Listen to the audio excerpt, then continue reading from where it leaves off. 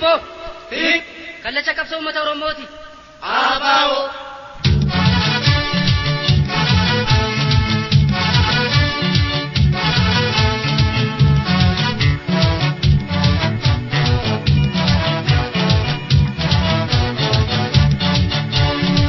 Falataa mukaan soofare.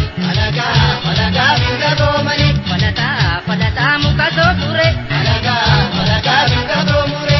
Ijoollee keenya hin gadoomani. Falataa binga doomani. Yookaan doomalee hin gabroomani. Falataa binga doomani. Akka taata saafaa yoo jannoomani.